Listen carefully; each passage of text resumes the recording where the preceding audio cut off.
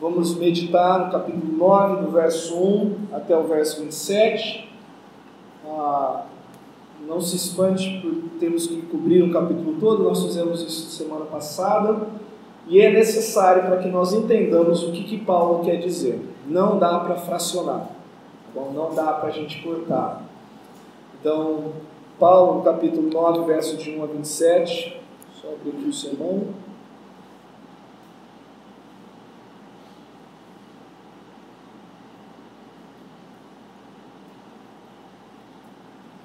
Diz assim: não sou eu, porventura, livre?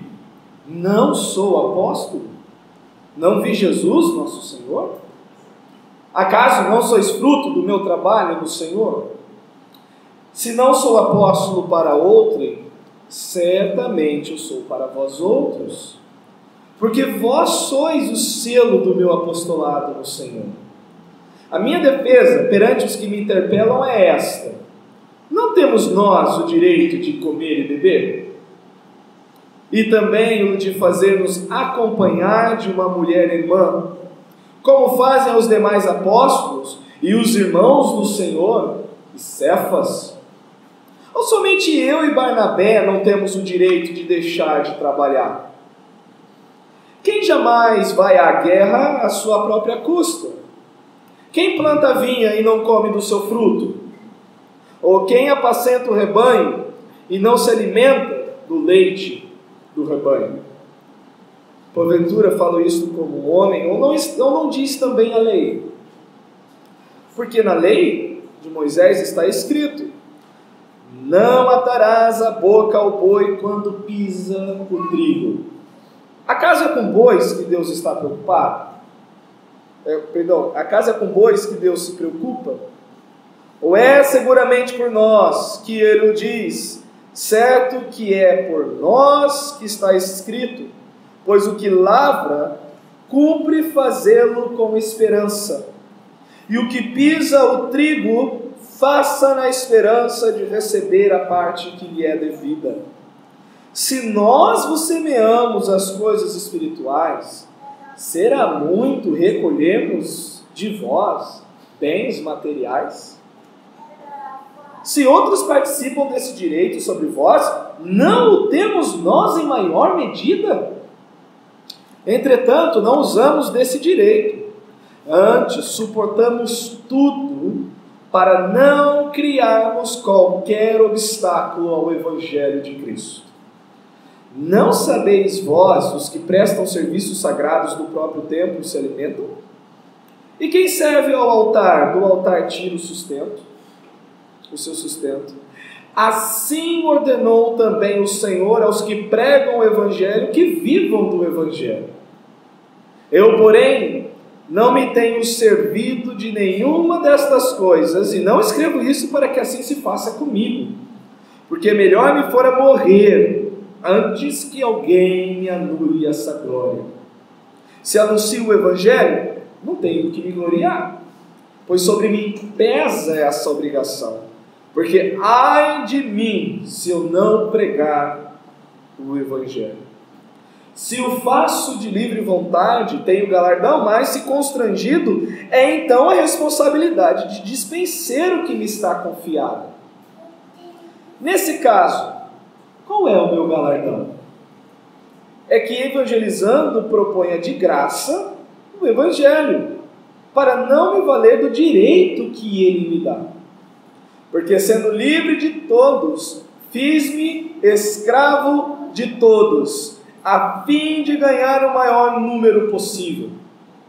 Procedi para com os judeus como judeu, a fim de ganhar os judeus. Para os que vivem sob ou debaixo do regime da lei, como se eu mesmo assim vivesse, para ganhar os que vivem debaixo da lei, embora não esteja eu debaixo da lei. Aos sem lei, e aqui uma ideia dos gentios, ou qualquer povo não judeu, aos sem lei, como se eu mesmo fosse, não estando sem lei para com Deus, mas debaixo da lei de Cristo, para ganhar os que vivem fora do regime da lei. Fiz-me fraco para com os fracos, com o fim de ganhar os fracos. Fiz-me tudo para com todos, com o fim de, por todos os modos, salvar alguns. Tudo faço por causa do Evangelho, com o fim de me tornar cooperador com ele. Não sabeis vós, os que correm no estádio, todos, na verdade, correm, mas um só leva o prêmio? Correi de tal maneira que o alcanceis. Todo atleta em tudo se domina. Aqueles para alcançar uma coroa corruptível, nós, porém, a incorruptível. Assim corro também eu, não sem meta, assim luto, não como desferindo golpes no ar, mas esmurro o meu corpo e o reduzo à escravidão, para que, tendo pregado a outros, não venha eu mesmo a ser desqualificado. Vamos orar? Senhor, traga ao nosso coração essa preocupação que nós lemos do apóstolo Paulo. Essa visão do que é o cristianismo fora dessas quatro paredes. De como é lidar com pessoas que não pensam, que não vivem e que não agem debaixo da lei de Cristo. Ou daqueles que ainda até estão debaixo da lei de Cristo, mas não têm uma visão completa de qualquer área da vida cristã, das doutrinas. Ajuda-nos, Senhor, a abrir mão da nossa liberdade por causa do Evangelho. De sermos cooperadores com o Evangelho, como Paulo disse aqui. Senhor, que esse texto realmente possa ser uma chave que mude, um disjuntor que é acionado, dê-nos uma visão melhor, maior e mais clara do que é a vida cristã. Do que é ser de fato um embaixador de Cristo, no meio dos pagãos, no meio dos ímpios, dos incrédulos, dos que amam as trevas, Senhor, dos que estão cegos por Satanás. E até diante daqueles que são filhos e filhas do Senhor, mas estão fracos doutrinariamente. Ajuda-nos, ó Pai, em nome do Senhor Jesus. Amém. Hoje muito tem se falado sobre crescimento de igreja. Né? Hoje, uns 3 ou 4 sermões atrás, eu mencionei sobre coaching para casais. Não é mais conselheiro, é coach. Vamos atualizar os termos. Ainda que eu não concorde com isso. Quanto mais bíblicos nossos termos, melhor. Mas há uma preocupação com certas pessoas, certos pastores. Eu vou falar de uma maneira um pouco genérica, porque isso não é difícil de você encontrar. Um grande desejo de ver igrejas crescendo. Há inúmeros métodos aplicados para que uma igreja local venha a crescer. Nem sempre a motivação é correta, e mais ainda, nem sempre a metodologia é bíblica. Temos pessoas que se estabelecem num lugar, que carregam esse livro, que cantam hinos para Deus, que olham para fora do seu portão e veem que pessoas que estão passando lá não conhecem a Cristo, e estas pessoas querem trazê-las para dentro dos seus recintos. Em uma boa parte dos casos a motivação não é boa, né? A tentação, eu falo como pastor, a tentação é de olhar para os bancos cheios e dizer: olha, minha igreja é uma igreja que funciona. Olha quantas pessoas estão debaixo do meu ministério. Outros, conforme nós temos vistos aí, eu acho que nesses 2 últimos meses, eu soube a história de 2 falsos pastores que estavam usando uma igreja para lavar dinheiro e eram traficantes. Se apresentaram como pastor, estavam cuidando de uma congregação, um outro de uma outra cidade que fugiu do sistema penitenciário, não tinha mudado de forma, não tinha se convertido, ainda estava fazendo ilícitos e estava trabalhando como presbítero numa igreja. Então, muitos podem nutrir uma motivação errada do porquê trazer estes para dentro, né? Outros podem ter uma motivação sincera, mas uma metodologia antibíblica. E quanto à metodologia, eu acho que nessa lição eu não preciso trazer muita coisa, que passeando pelo Rio de Janeiro a gente vê muita metodologia esquisita. Muitas festas, muitas campanhas, muitos propósitos, muitos adereços para levar para casa. Olha, leve um pão, leve uma água, leve uma vassoura, traga teu celular, traga a caneta que a gente vai orar, traga uma peça de roupa, olha, a gente vai subir no monte, não, vamos te levar para batizar lá no Rio Jordão, em Israel. Inúmeras formas que as pessoas acham que, executando-as, resultará em pessoas fiéis a Cristo. Com isso não podemos dizer que não existe uma motivação correta, ou que não exista um método bíblico para ser aplicado na esperança de ganhar pessoas para Cristo. Existe um único método, existe uma única motivação, e o capítulo 9, vamos dizer que é a carta para missionários que Paulo deixa. Qualquer um que quer empreender em missões, qualquer um que quer servir ao Senhor, qualquer um que quer ganhar almas, qual deve ser a motivação e qual deve ser a metodologia desse homem e dessa mulher?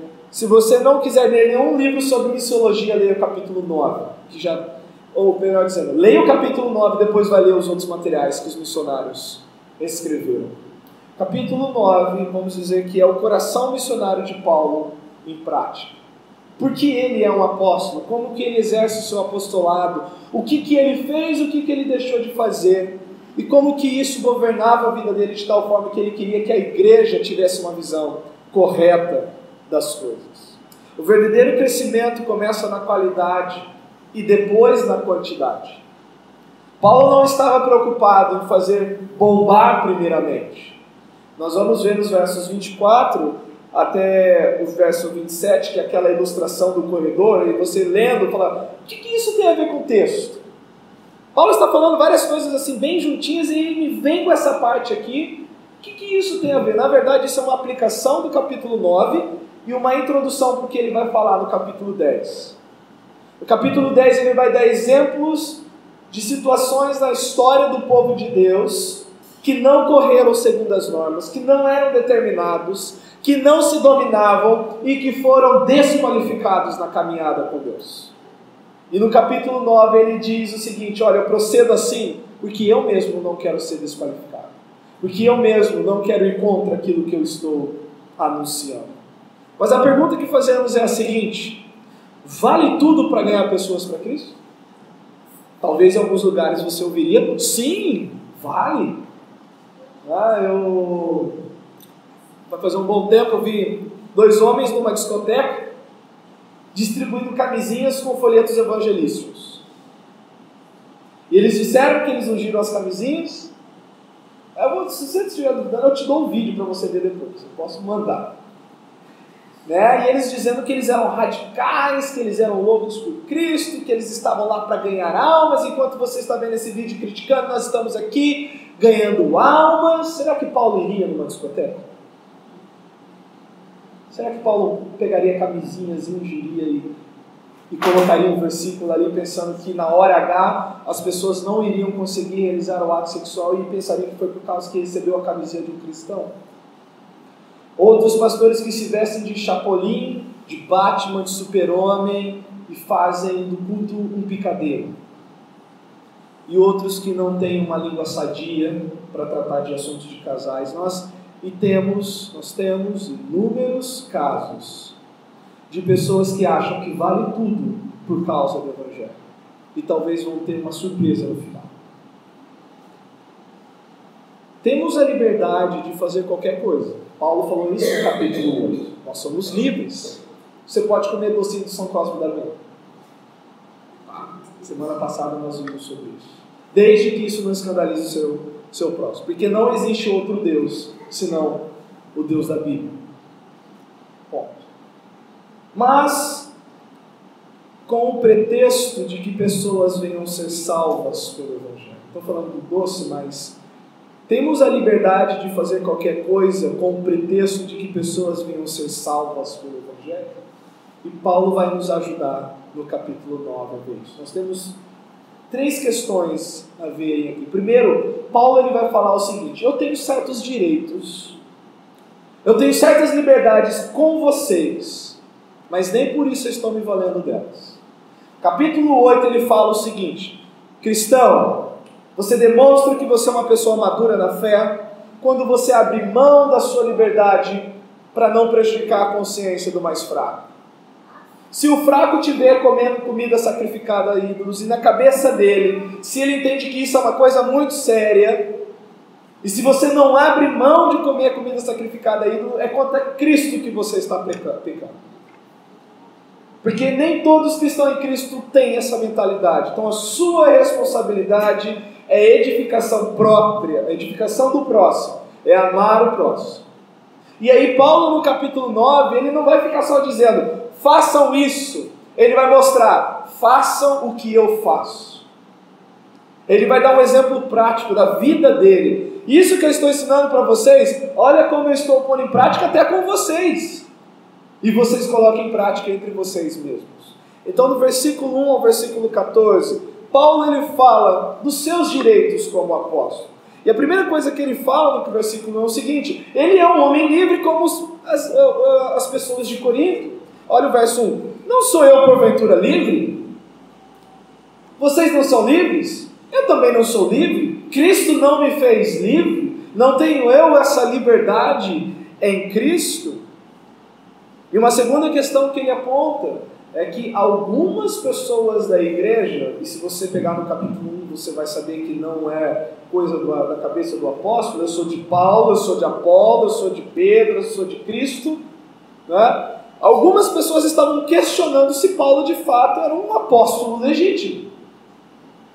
E ele vai falar o seguinte: não sou apóstolo. Vocês estão pensando que eu também não sou livre como vocês são?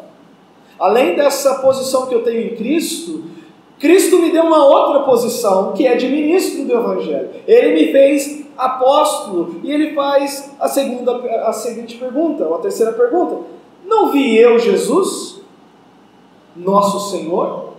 Ele não está falando do êxtase que ele teve, por exemplo, numa parte em Atos, onde ele estava orando e teve um êxtase e viu o Senhor. A ideia de ver aqui é ver mesmo o Senhor.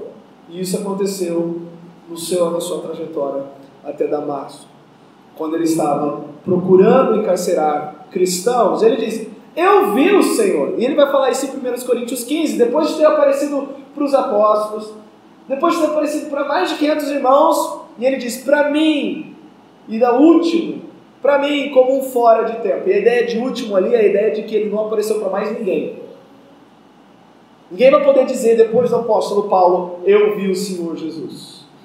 O termo que ele escreve ali é assim, ó, depois de mim, mais ninguém. Essa é a ideia do advérbio no grau, último, aquela ideia de último. Depois de mim, ninguém. E por último, finalmente, fechou a conta das aparições comigo. E ele só vai aparecer de novo lá em Apocalipse 19, quando ele vier corporalmente. E Paulo está dizendo: eu não vi o Senhor Jesus? Isso não é um requisito para ver o Senhor Jesus? E uma segunda questão é: a igreja de Corinto é a prova de que ele é um apóstolo. A igreja de Corinto é uma prova de que ele é apóstolo. Ele diz assim: acaso não sois fruto do meu trabalho no Senhor? Como que vocês estão questionando se eu sou um apóstolo, se vocês estão aí por causa do meu apostolado? Se não eu sou apóstolo para outrem, certamente eu sou para vós outros, porque vós sois o selo do meu apostolado no Senhor. Então esse primeiro pensamento de Paulo, dentro dos vários direitos que ele vai listar aqui, é o seguinte: eu sou livre como vocês são. Eu também tenho uma liberdade como vocês têm. Porque infelizmente, quando a mente não é madura biblicamente, quem está no banco tende a ver que quem está servindo não tem liberdade. Só tem deveres, não tem direitos. E não era diferente ali na questão da igreja de Corinto. E Paulo está dizendo, veem vocês como livres, eu também sou. E como apóstolo, ninguém de vocês pode questionar o meu apostolado, porque toda vez que alguém questiona, eu aponto para vocês. O fato de vocês existirem como igreja é um selo, é uma marca, é uma homologação de que eu sou um apóstolo. É o corroborar do meu ministério no Senhor. Do verso 4 agora, até o verso 6, ou melhor dizendo, o verso 5, Paulo ele vai falar agora dos seus direitos. Do que ele tem liberdade, como também os demais tinham na igreja. Ele vai dizer primeiramente o seguinte: ele tem o direito de ser suportado ou financiado pelas igrejas. Verso 4. A minha defesa, vamos pegar o verso 3 e o verso 4. A minha defesa perante os que me interpelam é esta. Então, lembra novamente, nós não temos a carta que foi para Paulo. Nós estamos do lado de alguém falando no telefone, tentando descobrir o que a pessoa do outro lado está falando. Nós sabemos que quem está do nosso lado está falando. Nós estamos lendo a carta de Paulo. Nós não sabemos o que a pessoa do outro lado está falando. Ou seja, não temos a carta que foi para Paulo, com as perguntas. Mas o que nós podemos saber é que certos questionamentos chegaram a Paulo. Como se, achando ruim, Paulo pedir à igreja o mantimento dele. Não temos nós direito de comer e beber? Se vocês são o selo do meu apostolado, se vocês têm a liberdade de comer e beber, nós apóstolos, nós os ministros não temos? Não podemos nos alimentar? Uma segunda questão, ele vai fazer um parênteses, e depois ele vai falar novamente sobre o sustento ministerial. E a segunda questão que ele vai apresentar no verso 5 é o direito de casar. Ele vai falar no verso 5 o seguinte: e também de o fazer-nos acompanhar de uma mulher irmã, como fazem os demais apóstolos e os irmãos do Senhor e Cefas. E nós sabemos que Pedro era casado bem no início do ministério terreno de Jesus, que Cristo curou a sogra de Pedro. Estava com uma febre, tomou-a pela mão, ela levantou e passou a servi-los prontamente. E a ideia que Paulo está trazendo aqui é dupla. Primeiro, nós não temos o direito de nos casar? Por que os outros apóstolos podem e Barnabé e eu não? Por que eles podem e nós não? Por que os irmãos do Senhor podem, Tiago e Judas, e nós não? E uma segunda pergunta que está junto é o seguinte: não temos nós o direito de sermos acompanhados por nossas esposas em viagens, sendo mantidos pela igreja? A ideia, quando ele diz aqui no versículo 5, também de nos fazermos acompanhar de uma mulher irmã, não é somente o direito de casar. Paulo está dizendo o seguinte: nós não temos o direito de, enquanto estivermos servindo em Corinto, nossa família está conosco? E onde quer que Deus nos levar a nossa família, nós não temos o direito disso? É como se fosse, seria a mesma coisa seguinte: cheguei aqui em novembro de 2008 para conhecer a igreja, e a igreja propusesse o seguinte: olha, eu quero você, João Vitor, mas não traz a Daisy. Deixa a Daisy em algum canto. Sirva a gente aqui, mas não traz a tua esposa. E se trouxer, nós não vamos arcar com ela. É mais ou menos isso que Paulo está questionando aqui. Não temos o direito de sermos casados e não temos o direito de nossas esposas nos acompanhar em nosso ministério, em nossas viagens, e ainda assim sermos mantidos como família? Porque se eu estou trabalhando para vós, eu não estou trabalhando para minha família.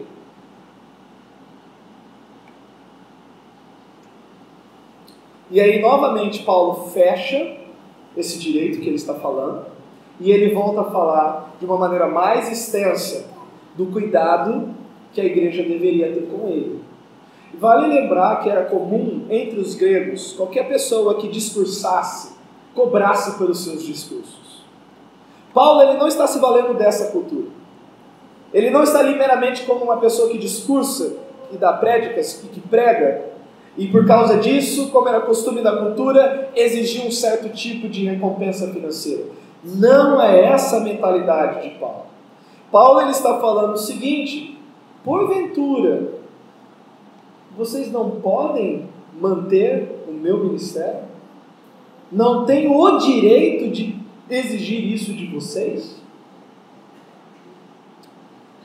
E do verso 6 ao verso 14, ele vai usar 3 ilustrações para exemplificar o porquê a igreja poderia e deveria ajudá-lo nesse sentido.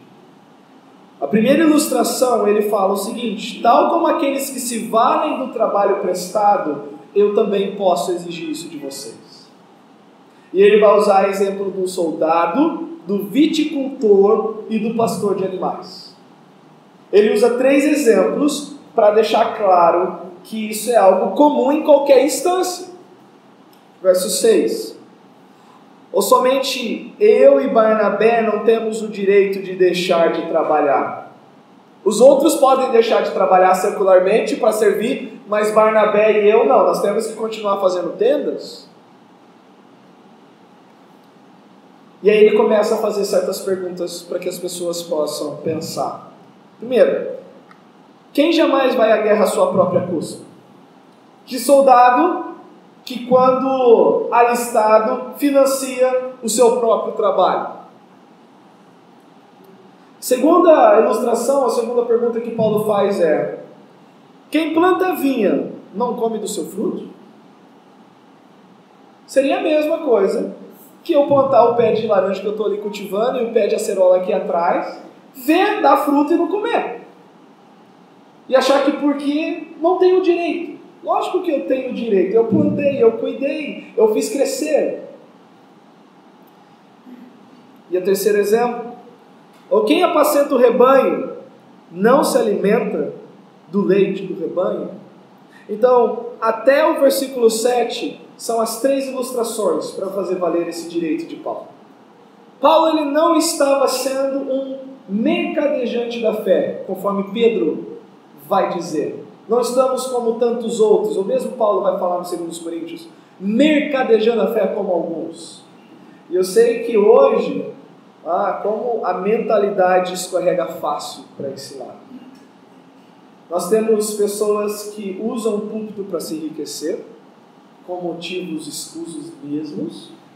E nós temos pessoas que são avarentas, que estão sentadas nos bancos, e que por causa do erro destes, querem legitimar a sua falta de contribuição na igreja.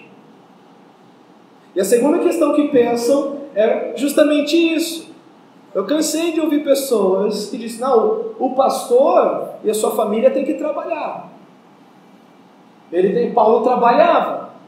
Só que essas pessoas não entendem, conforme nós vamos ver aqui, Paulo trabalhava em situações onde a igreja não tinha maturidade e até nem condições financeiras para sustentá-lo.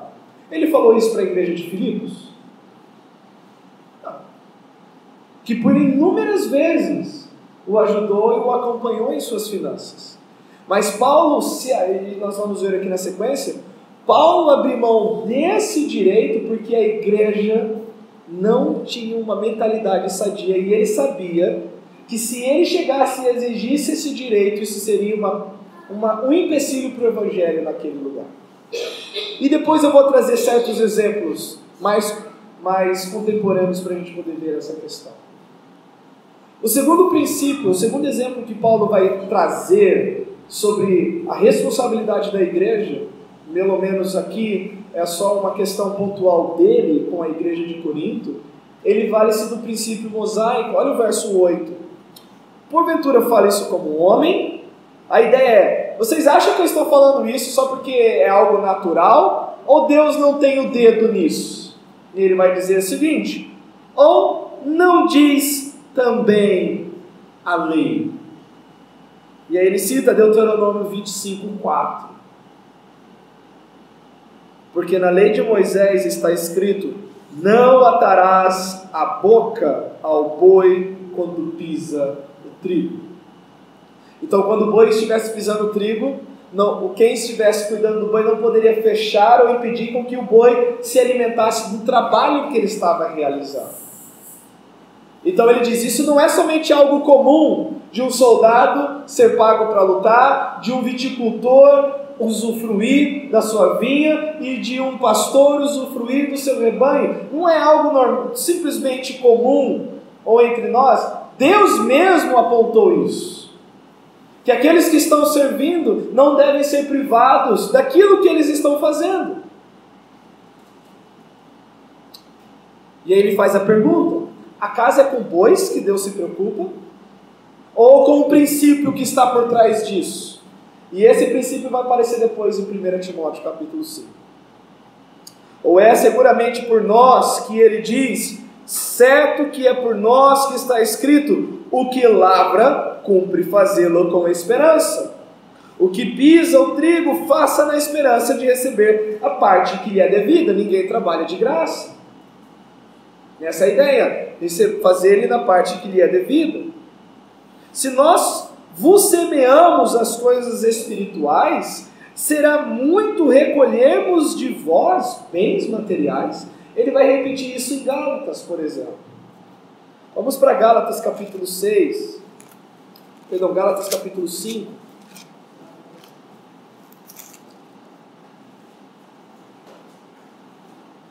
Perdão, 6,6, Gálatas 6,6.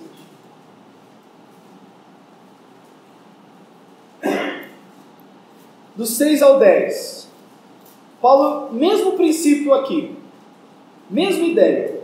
Gálatas 6, 6 ao 10, diz assim: mas aquele que está sendo instruído na palavra, faça participante de todas as boas coisas aquele que o instrui. Então o que Paulo está dizendo?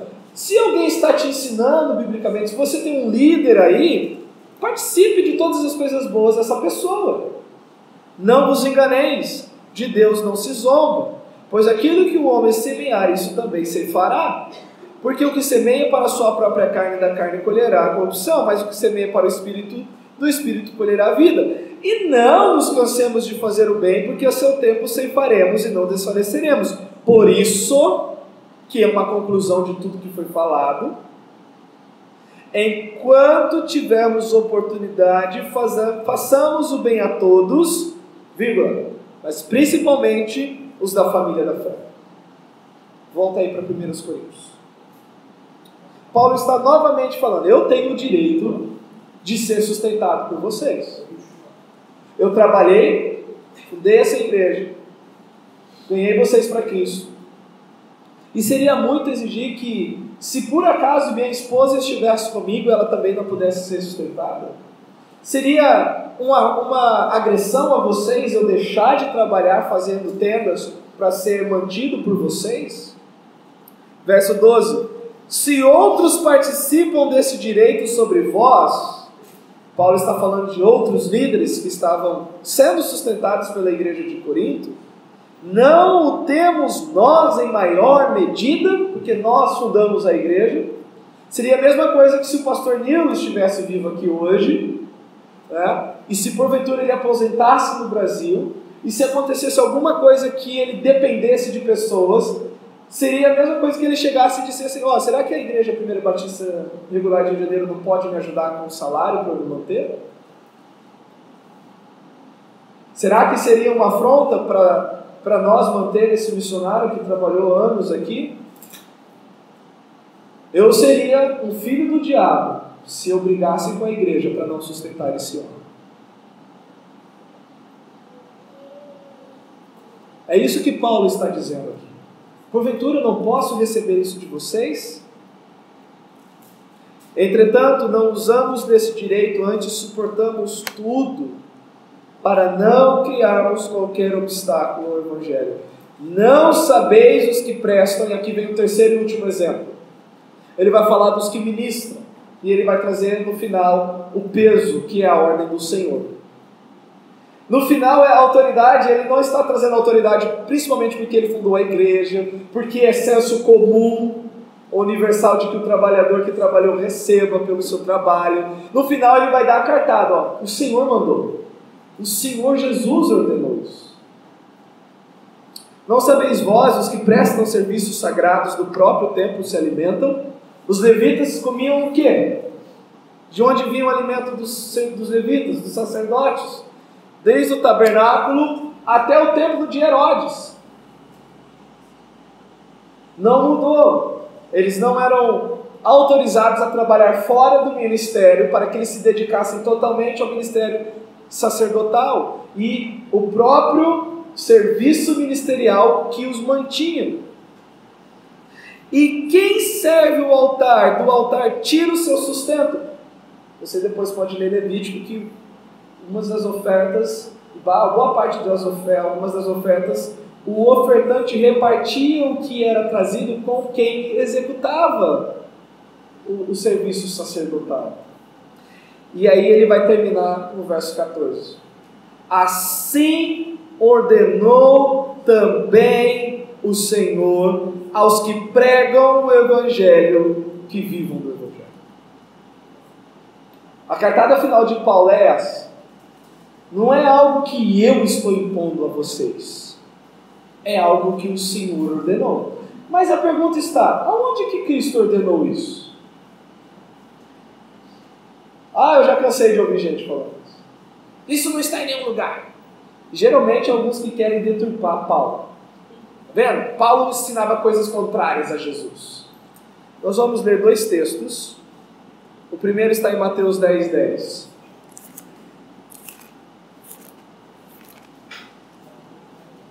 Mateus capítulo 10, versículo 10.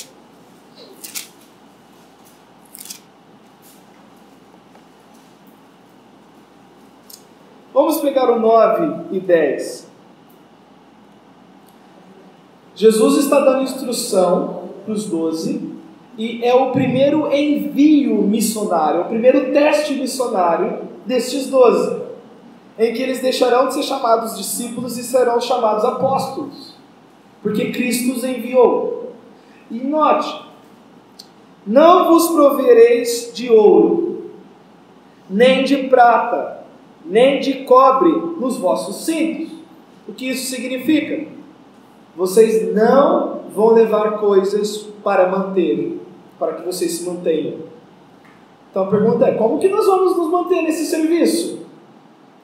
Por isso que o serviço ministerial também é um serviço de fé, de esperança, no sentido de que Deus supre. Aqueles a quem Deus levantou, Ele sempre vai suprir. Nem de alforge para o caminho. Tem alguma outra tradução para alforge? Algum outro versículo no versículo 10 que está diferente do que eu li? Sactel, todos trazem alforge. Saco de viagem. Tá? Nem de duas túnicas, nem de sandálias, nem de bordão. Por quê? Porque digno é o trabalhador do seu alimento. Qual é a associação que Cristo está fazendo aqui? Que eles estavam saindo ao trabalho. E que eles não deveriam fazer por onde deles mesmos para a providência, mas que o próprio trabalho providenciaria todas estas coisas para eles. Um outro texto, Lucas 10:7.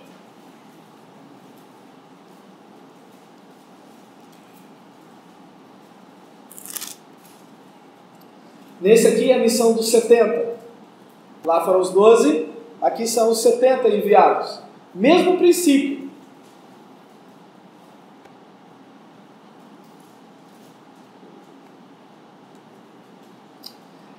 Lucas 10:7 diz assim: permanecei na mesma casa, comendo e bebendo do que eles tiverem. Porquê? Então toda vez que vem um porquê é conclusão. Não é uma explicação, é uma conclusão do que está sendo dito. Porque digno é o trabalhador do seu salário. Não andeis a mudar de casa a casa. 1 Timóteo 5:17. 1 Timóteo 5:17. Alguns iriam argumentar. Então esse texto do capítulo 9 só se aplica ao apóstolo. Os ministros de hoje não podem trazer esse princípio para eles. Então nós vamos para 1 Timóteo 5, 17 até o 18. Devem ser considerados merecedores de dobrados honorários os presbíteros que presidem bem, com especialidade os que se afadigam na palavra e no ensino, pois a Escritura declara: não amordaces o boi quando pisa o trigo, e ainda o trabalhador é digno do seu salário. Depois nós vamos ver que há situações onde o ministro ele tem que ter o bom senso de se vai ou não trabalhar fora. Se a igreja tem condições e se a igreja tem mentalidade, ou se não. Nós vamos ver isso na sequência do texto. Mas nós terminamos aqui a primeira parte do sermão, que é essa: os direitos de Paulo. Ele deixa claro: eu também tenho muita liberdade com vocês. Mas Paulo vai fazer o seguinte: eu não estou me valendo dessa liberdade com vocês. Poderia exigir isso de vocês, mas eu não estou fazendo isso. Lembra? O propósito dele é transformar de maneira clara o que ele falou no capítulo 8. Você tem liberdade, você pode exercer seus direitos e sua liberdade. Há pessoas que não suportarão o exercício dessa liberdade porque são fracas na fé, então você se abstém do exercício disso para ganhá-las, por amor a elas. Paulo agora faz o seguinte: isso que eu ensinei é o que eu estou vivendo com vocês. Eu tenho toda essa liberdade, eu tenho todo esse direito, mas ele vai dizer o seguinte agora, do verso 15 em diante, do 15 até o 18, a disposição de Paulo em abrir mão dos direitos para a causa do Evangelho. A razão dele não pedir e dele não insistir nessas coisas é que o foco dele não é ele, é o Evangelho. E ele começa dizendo no verso 15: eu, porém, não me tenho servido de nenhuma destas coisas. Não tenho me servido do direito de deixar de trabalhar.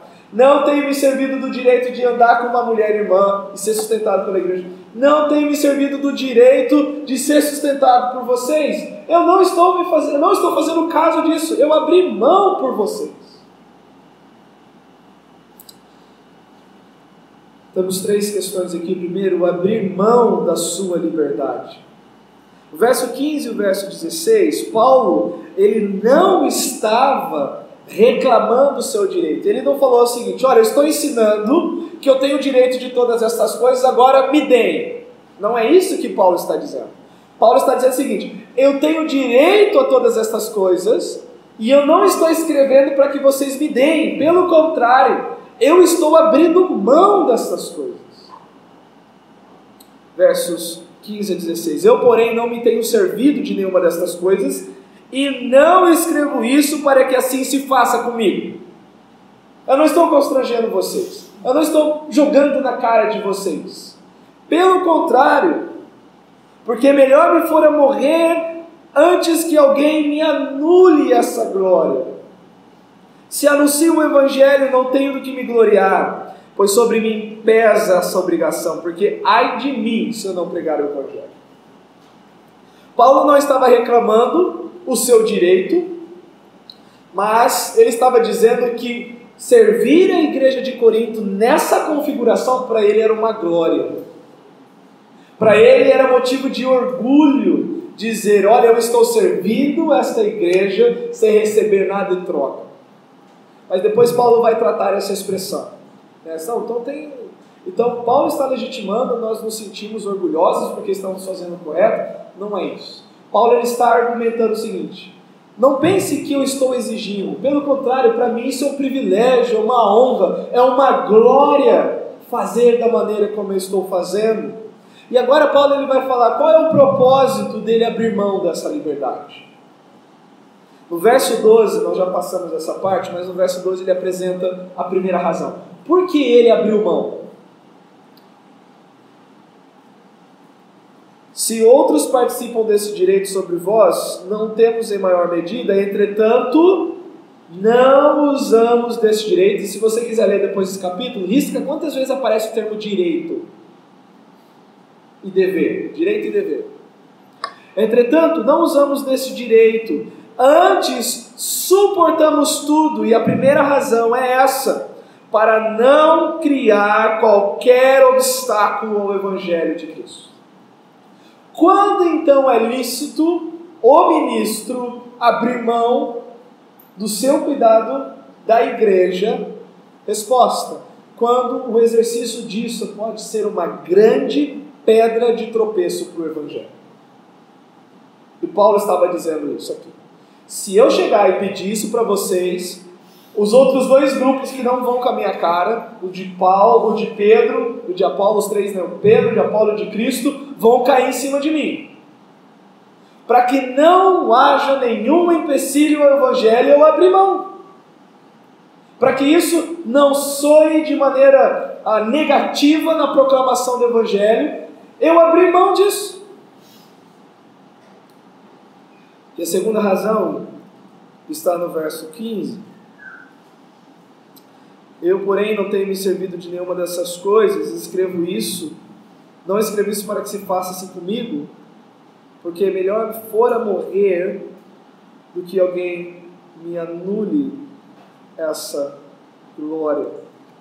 E a segunda razão que ele abre a mão dessa liberdade é para pregar o Evangelho de maneira que não venha a ser uma pedra de tropeço e também que não anule esse presente que ele tem, essa glória. Ninguém me anule essa glória, ninguém roube de mim, que eu não fique devendo. Alguém chega e fala: Paulo, você só é um ministro aqui porque eu pus a mão no bolso e investi em você. Para que ninguém venha clamar sobre Paulo algo que só Cristo poderia ter.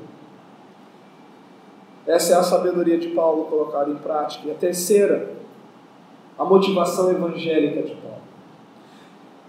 O que é ter uma vida centrada, governada e direcionada pelo Evangelho?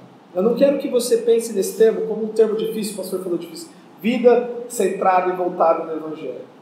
Mas pense, como que o Evangelho pode governar a minha vida em todas as áreas? Então isso é chamado de motivação evangélica. Quando o Evangelho é a causa da motivação do que eu faço, da forma como eu faço. E Paulo aqui, pelo menos nós temos 4, do 16 até o 18. Primeira motivação de Paulo é pregar o Evangelho, não é um motivo de glória. Verso 16. Primeira motivação de Paulo é o seguinte: eu prego, e isso para mim não é uma glória. Eu não posso me gloriar de pregar. Se eu anuncio o Evangelho, não tenho do que me gloriar. Ainda que o que ele estava fazendo para ele era uma glória por causa da configuração, o ato de anunciar o Evangelho, ele não poderia dizer: olha, eu me glorio de pregar o Evangelho. Primeira motivação de Paulo era pregar o Evangelho. Pregar o Evangelho não é um motivo de glória. Uma segunda questão que Paulo vai apresentar aqui é o seguinte: pregar o Evangelho é uma necessidade com o senso de um juízo caso não seja feito. Ele vai dizer o seguinte: pois sobre mim pesa essa obrigação, porque ai de mim se eu não pregar o Evangelho. A motivação de Paulo é essa: eu prego o Evangelho, isso não é uma glória, olha que coisa bela que eu estou fazendo. Pelo contrário, eu sinto uma necessidade enorme de pregar o Evangelho e eu sinto um peso se eu não pregar o Evangelho. O que foi perguntado para o Jaime hoje cedo: por que você quer vir aqui ao Rio de Janeiro? E ele, com muita simplicidade, disse: olha, eu não tenho uma resposta bonita para você. Eu só posso dizer que eu sinto essa necessidade. E se vocês notaram, eles dois falaram, pelo menos o Jaime falou muito: a necessidade é grande. Há muita necessidade. A necessidade é grande. E aqui há a diferença entre os obreiros de Cristo e os ministros de Satanás. Os obreiros de Cristo se levantam para pregar porque eles sentem a necessidade de fazer Cristo conhecido. A preocupação deles é suprir e dar conta dessa necessidade que lhes impele, que lhes empurra. E se eles se abstêm de anunciar ou de viver para Cristo como deve ser vivido, eles ficam em tormentos porque sabem que estão faltando com a responsabilidade que há sobre eles. Terceiro, pregar o Evangelho não é para que se tenha uma recompensa, mas é o cumprir de um dever.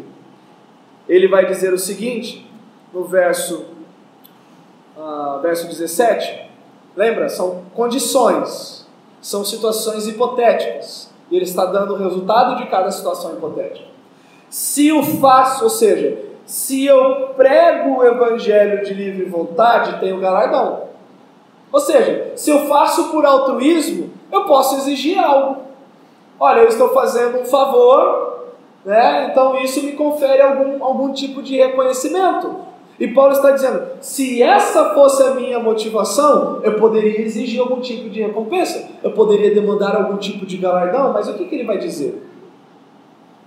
Mas, se constrangido, é então a responsabilidade de dispenseiro que me está confiado. Pregar o Evangelho não é para que se tenha uma recompensa, mas é o cumprir de um dever. Ele era um despenseiro, lembra capítulo 4? Importa, pois, que os homens nos vejam como despenseiros fiéis dos mistérios de Deus. E última situação, a motivação evangélica de Paulo. Pregar o Evangelho em si já é o pagamento.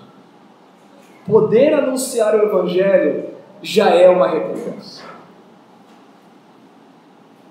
O verso 18. Nesse caso, qual é o meu galardão, se eu faço como despenseiro? É que evangelizando proponha de graça o Evangelho para não me valer do direito que ele me dá.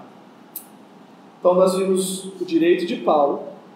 Porque Paulo abre mão, ele não quer que esse direito se torne uma pedra de tropeço para a igreja.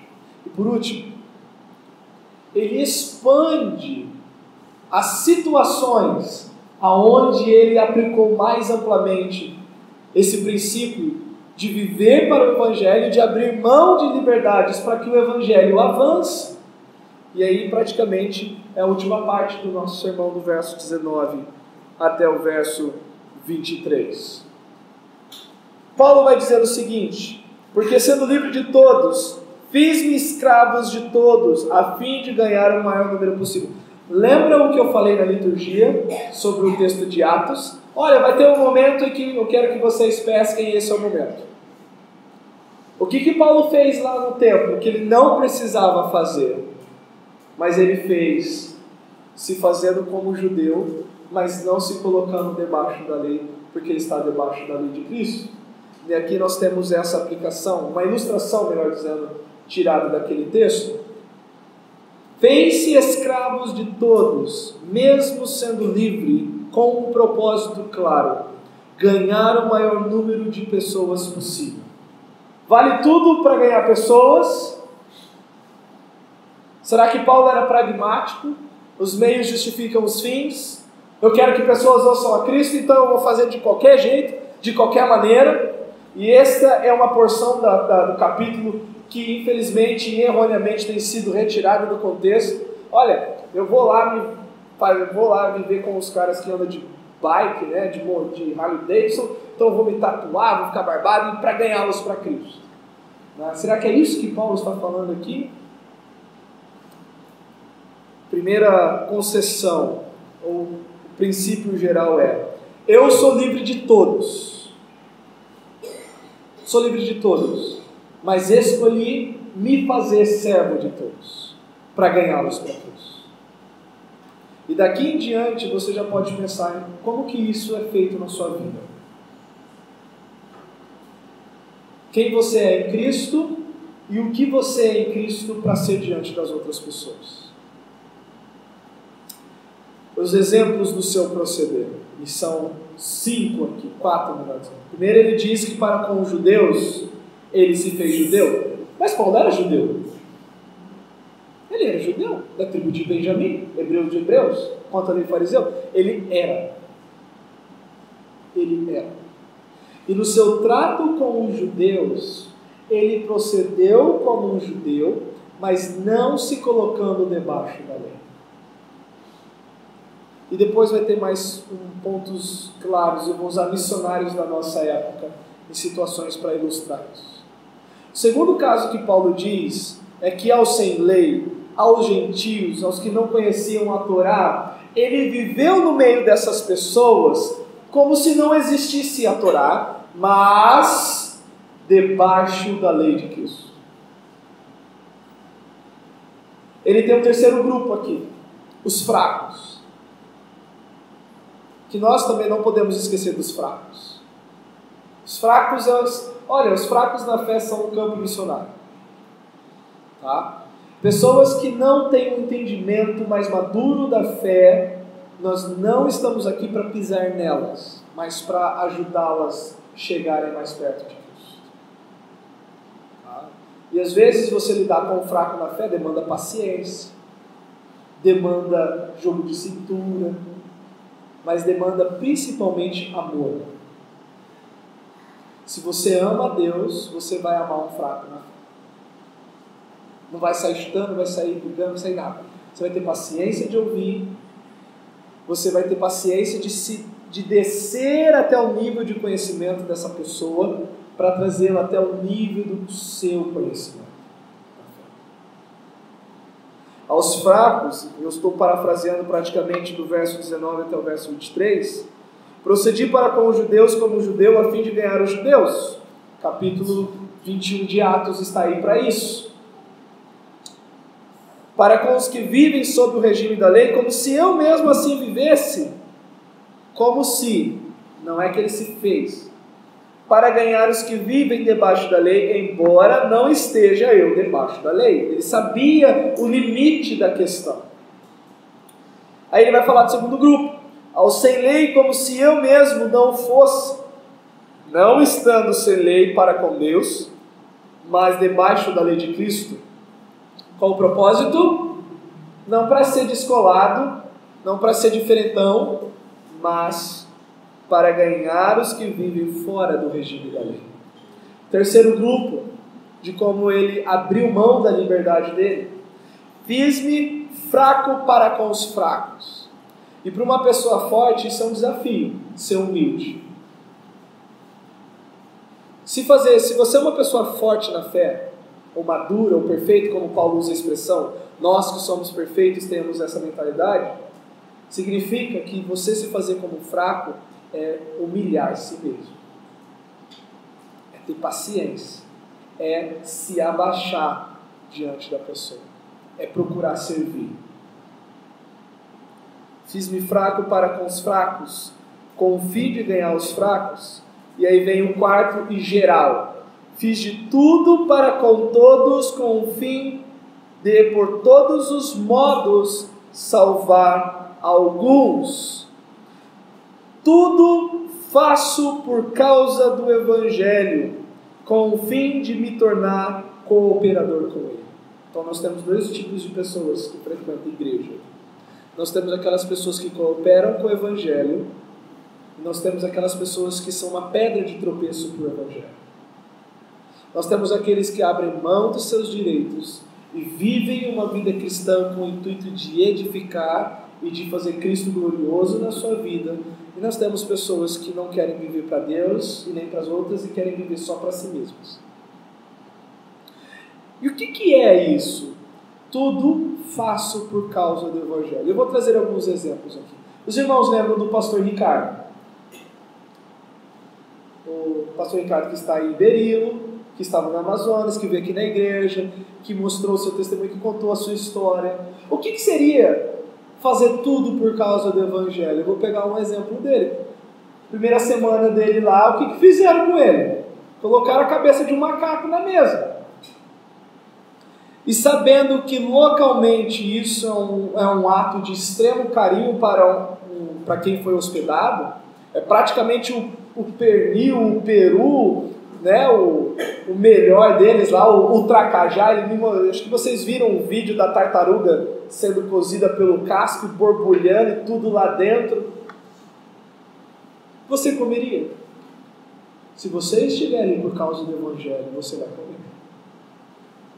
A não ser que você tenha problemas de saúde e isso te prejudique ao ponto de você não pregar o Evangelho. Mas se você não tem problemas de saúde, você se faria como eles, para de algum modo ter uma conexão e uma ponte com aquele povo para pregar. Pela graça de Deus, nós sabemos quantas igrejas foram abertas lá. E os frutos das igrejas que foram fundadas, porque o nosso irmão, ele foi com isso. Eu quero ser um cooperador do Evangelho nesse local, e eu não estou aqui por causa dos meus direitos e das minhas liberdades, mas eu quero ganhar o maior número de pessoas possíveis. Então teve o caso de comer o cérebro do macaco. Eu teria muita dificuldade, mas teria que comer. Tá? Às vezes a nossa culinária aqui do sul é extremamente diferente da culinária do norte. Mas lembre-se, você disse sim para Deus, sem restrições. Senhor, quero te servir, mas não existe mas. Senhor, minha vida é tua, eu estou para te servir. Aonde quer e como quer. Não é o que nós cantamos? Se eu tiver Jesus ao lado e por ele auxiliado, se por ele for mandado a qualquer lugar. Então eu quero trazer esse primeiro exemplo do que significa tudo faço por causa do Evangelho. Ele comeu macaco, comeu tracajá, que é um tipo de tartaruga, se enfiou no meio da mata para trazer lenha. Essa daí ele mostrou para vocês, ele mostrou para mim. Cavou buraco para fazer carvão, para ajudar os ribeirinhos a vender carvão. Foi rachar lenha no meio da mata para construir a igreja. E um dos vídeos, quem assistiu o vídeo, né, as pessoas davam testemunho de que eles pensavam que por ele ter vindo aqui do Sudeste, seria cheio de dedos. Mas não. Ele se fez como um nortista.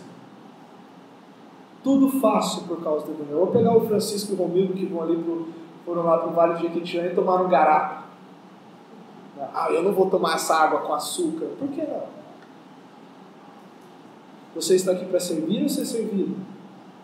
Quando nós começamos a colocar empecilhos que seriam as ideias, seria mais ou menos... Quando nós começamos a levantar barreiras para o serviço, não é uma mentalidade de Cristo. Se estas coisas existirem, eu não faço. Se isso daqui tiver, eu não faço, eu não vou.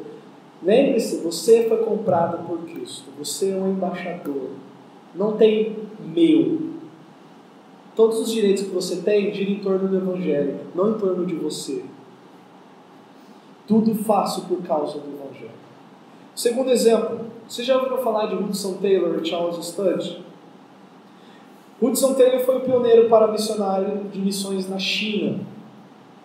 E depois Charles Studd foi para a China, África e Índia.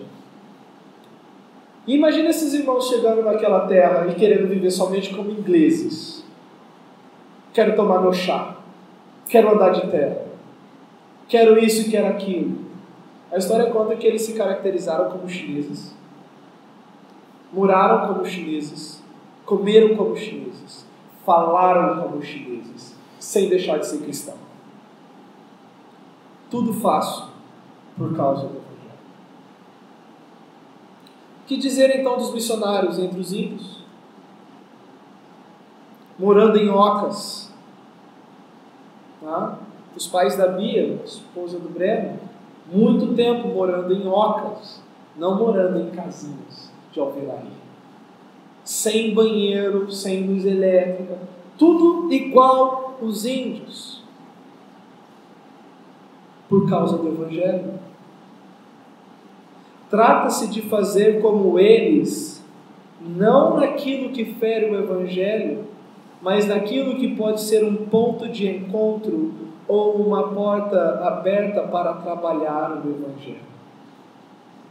Isso demanda que você tenha sabedoria espiritual para olhar o ambiente e se adequar ao ambiente, sem deixar de ser cristão. sem abrir mão dos princípios. Paulo está dizendo isso aqui. Igreja, maturidade cristã é isso. Maturidade cristã é isso. Seguir a Cristo radicalmente é isso. Ser servo de Cristo, serva de Cristo é isso. E qual é a conclusão? Versos 24 a 27. Desculpa, hoje foi o dia que eu mais me estendi, mas tem que acabar esse capítulo aqui. Geralmente eu não passo de 1 hora, mas hoje já foi. Qual é a conclusão de Paulo, então? O que o verso 24 ao verso 27 tem a ver com isso?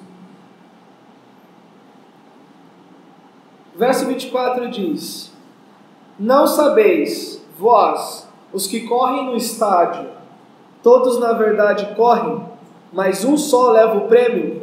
Correi de tal maneira que o alcanceis. Ele está usando uma analogia aqui. Isso serve para aplicar o que ele disse antes, e isso vai servir de base para o que ele vai dizer depois, domingo que vem no capítulo 10. Inúmeras pessoas que não correram buscando o alvo.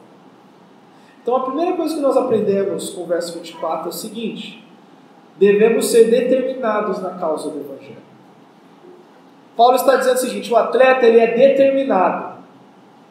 Ele vai, ele corre e ele sabe que só um vai ganhar o prêmio e ele espera que seja ele. Correi de tal maneira que o alcanceis. Seja determinado. Paulo está aplicando tudo o que ele falou o seguinte: só é possível fazer tudo isso se você estiver verdadeiramente determinado na causa do Evangelho. Não é ser simpatizante do Evangelho. Não é ser amigo do Evangelho. É: eu quero que o Evangelho avance. E eu estou determinado a fazer tudo o possível para que essa meta seja cumprida. Fazer de fraco para os fracos, de judeu para os judeus, de gentios com gentios. Se precisar comer macaco, eu como. Se precisar sentar no chão, eu sento. Se precisar tomar um litro de café, eu tomo. Tá lembrando do seminário? Mas eu quero que o Evangelho avance. Eu estou resolvido. Eu estou determinado. Então a primeira aplicação de tudo isso é essa. Não basta ter, até o que o Alejandro falou hoje cedo, atos de fé vão gerar, ou vai gerar, determinação evangélica. Viver o Evangelho demanda determinação. Nós nos determinamos para muitas coisas. Nós economizamos, nós fazemos dieta, nós vamos ao médico, nós fazemos exercício. Há inúmeras áreas da nossa vida que nós determinamos e cumprimos aquilo que determinamos. Mas o Evangelho, se ele for uma meta para a sua vida, você precisa ser determinado em viver o Evangelho. Resoluto. Eu quero viver, custe o que custar. Não quero colocar listas de regras para coisas onde o Evangelho não me levará a cumprir. Não, eu estou determinado a fazer para todas as pessoas conhecidas o valor que Cristo tem para mim. Segunda aplicação que Paulo vai fazer, verso 25. Todo atleta em tudo se domina. Aqueles para alcançar uma coroa corruptível, nós, porém, a incorruptível. O prêmio celeste, o galardão do serviço no Senhor, para os que ministram o Evangelho, requer determinação somada a um proceder metódico e constante na vida cristã. Quem é inconstante na vida cristã não chega no final. Eu não estou dizendo que não vai ser salvo. Eu estou dizendo que não vai terminar a carreira bem. Todo atleta em tudo se domina. Ou seja, ele é metódico, ele é constante. E ele tem um alvo, alcançar um tipo de coroa. Nós vamos alcançar uma melhor coroa. Isso é termo de galardão. Paulo está dizendo o seguinte: para quem é esse tipo de galardão? Para quem é constante no Evangelho. Quem haverá de depositar as coroas aos pés de Cristo quando ele aparecer? Aqueles que viveram determinadamente no Evangelho. Para receber essa coroa incorruptível. Pedro dá uma paráfrase nisso, 1 de Pedro 5,4, quando fala que quando o Supremo Pastor se manifestar, nós receberemos a imarcessível coroa de glória. Para os ministros que serviram não por obrigação, não por sorte da ganância, mas por voluntariedade, por serem modelos do rebanho. E é nesse ponto que Paulo está dizendo. Terceira e última, versos 26 e verso 27. Assim corro também eu, não sem meta, assim luto, não como desferindo golpes no ar, mas esmurro o meu corpo e reduzo a escravidão, para que, tendo pregado a outros, não venha eu mesmo ser desqualificado. O que nós aprendemos com isso? A vida cristã é uma corrida de longa distância. Eu nunca fiz maratona, eu já fiz sprint, corridas de curta distância. Mas eu sei que para maratonas a sua resistência tem que ser enorme. O seu treino tem que ser o treino. Tem pessoas que passam o ano inteiro treinando para correr na corrida de São Silvestre. Para que você não desfaleça no meio do caminho, para que você não tenha cãibra, para que o seu corpo já esteja acostumado com o ritmo. Há uma série de coisas que compõem ou que ajudam uma corrida de longa distância. A vida cristã não é diferente. A vida cristã, conforme Paulo diz, é uma carreira. É uma carreira. Lá em Hebreus 12, o autor diz: corramos com perseverança a carreira que nos está proposta. E para ter essa mentalidade de longa distância, nós precisamos ser determinados, constantes, termos foco e com o cuidado de não pregar aos outros algo que você mesmo não está vivendo. É essa a ideia do que Paulo está trazendo aqui. Para que pregando aos outros eu venha a ser desqualificado. Qual seria a utilidade de você sair pregando e no final você ser apontado por aquilo que você está pregando? Nenhum. Que Deus nos dê graça para isso. Viver de tal forma, abrir mão das nossas liberdades para ganhar o Evangelho e outros para o Evangelho. Vamos lá. Pai, obrigado pelo tempo que podemos ter meditando nesse texto e dessas verdades benditas que meditamos, Senhor.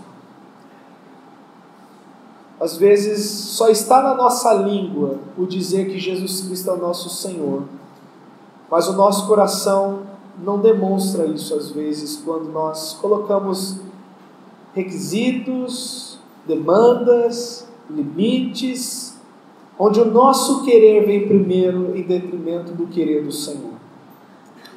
Ajuda-nos a sermos como Paulo, ajuda-nos a ser como Paulo, que tendo o direito de várias coisas, abriu mão por causa do Evangelho, para ganhar pessoas. Ajuda-nos a ver como que isso se aplica no casamento, como que nós podemos abrir mão para ganhar a edificação do nosso esposo e da nossa esposa no casamento, na vida familiar, em como ganhar os filhos, no trabalho, na escola, na vizinhança. Isso pode ir para qualquer lugar. O Evangelho precisa chegar. É uma necessidade. Pai, leve cada um debaixo da sua graça e da sua proteção. Dá-nos uma boa semana. Em nome do Senhor Jesus Cristo. Amém. Deus abençoe. Até semana que vem, se assim o Senhor permitir.